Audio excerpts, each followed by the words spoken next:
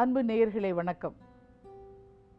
நாம் நினைக்கிறோமோ இல்லையோ, ஏதாவது ஒரு காரியத்தில் நாம் எண்ணியது போல அது நடக்கவில்லை என்று சொன்னால், காலையில் வேலைக்கு கிளம்புகின்ற போது அல்லது கல்லூரிக்கு கிளம்புகின்ற போது, பள்ளிக்கு கிளம்புகின்ற போது ஒரு ஐடி கார்டை காணவில்லை, அல்லது அந்த காலை உணவு என் விருப்பத்துக்கு ஏற்றது போல இல்லை, அல்லது நான் தேடுகிற ஒரு ஃபைலை காணவில்லை, ஏதாவது ஒரு காரணத்துக்காக அதற்கு பொறுப்பை தான் ஏற்றுக்கொள்ளாமல் எரிச்சல் மூழ்கிறது. அதனாலே கோபம் வருகிறது. அந்த கோபம் ஹைலி இன்ஃபெக்ஷியஸ் என்று சொல்வார்கள். ஒரு தொற்று நோயை போல பரவுகிறது. அந்த நாள் முழுவதும் பரவுகிறது. தன்னுடைய வழியிலே இருக்கக்கூடிய ஒரு லிஃப்ட் மேனாக இருக்கலாம், அல்லது தோட்டத்தை பாதுகாக்கின்ற ஒருவராக இருக்கலாம்.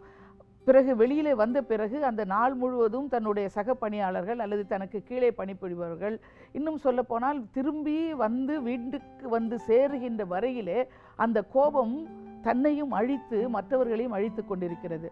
நான் கோபப்படாமல் இருந்தேன் என்று சொன்னால் நான் பலகீனவன் என்று மற்றவர்கள் நினைத்து விட மாட்டார்களா என்கின்ற கேள்வி நம் மனதிலே எழலாம். இல்லை, நபிகள் நாயகம் என்ன சொல்கிறார் தெரியுமா? ஒருவன் மல்யுத்தத்திலே வென்றுவிட்டான் என்றால் அவன் வீரன் அல்ல. ஒருவனுக்கு கோபம் வருகின்ற போது அவனாலே அதை அடக்கி ஆள முடியும் என்று சொன்னால் அவன்தான் வீரன் என்று நபிகள் நாயகம் சொல்கிறார். அதையே தான் காந்தியடிகள் என்ன சொல்வார் என்று சொன்னால், உங்களுடைய கோபமும் உங்களுடைய பொறுமை இல்லாத தனமும் தான் உங்களுடைய சந்தோஷமான வாழ்க்கைக்கு எதிரி என்று சொல்கிறார்கள். இப்படி நாம் ஒரு நாளும் கோபப்பட்டு சின்ன சின்ன விஷயங்களுக்கெல்லாம் நம்முடைய வாழ்க்கையையும் மிகவும் கசப்பானதாக ஆக்கிக்கொண்டு மற்றவர்களுடைய வாழ்க்கையும் நாம் கசப்பாக ஆக்கி விடுகிறோம். அதை நமக்கு அடக்கி ஆள தெரியவில்லை என்று சொன்னால் அது நம்மை அடக்கி ஆண்டு விட்டு நம்மை பார்த்து ஏளனம் செய்யும். பாகவதத்திலே ஒரு கதை சொல்லப்பட்டிருக்கிறது. கிருஷ்ணன், சாத்யகி, பலராமன் மூவரும் ஒரு பிரயாணம் சென்று கொண்டிருக்கிறார்கள். வழியிலே ஒரு சத்திரம். அந்த சத்திரத்திலே அன்று அவர்கள் தங்கி இருக்க வேண்டும். நாம் யாராவது ஒருவர் 2 மணி நேரம் பாதுகாப்புக்கு இருப்போம், மற்றவர்கள் தூங்கலாம் என்று சொல்லி முதலிலே சாத்யகி அவன் வெளியிலே நின்று கொண்டிருக்கிறான். அப்போது ஒரு பூதம் வருகிறது. இவன் எதிர்க்க அந்த பூதம் பெரிதாக வளர்ந்து கொண்டே இருக்கிறது. இவனை அடித்து அவனை துன்புறுத்துகிறது, காயப்படுத்துகிறது. அவன் சென்று சொல்கிறான். அடுத்து பலராமன் வந்து நான் பார்த்து கொள்கிறேன் என்று சொல்கிறார். அவருக்கும் அதேதான் கதி. சாத்யகி அளவுக்கு அடிபடவில்லை என்று சொன்னாலும் அவருக்கும் காயங்களோடு தான் வருகிறார். மூன்றாவதாக கிருஷ்ணன் வருகிறார்.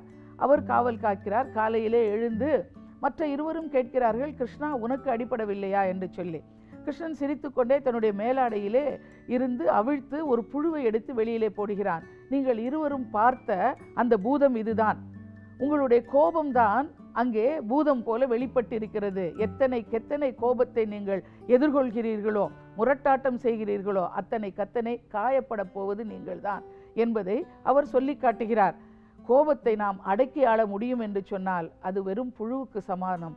கோபத்தை நம்மால் அடக்க முடியவில்லை என்று சொன்னால் அது ஒரு பூதம் போல நம்மை காயப்படுத்தி விட்டுத்தான் செல்லும்.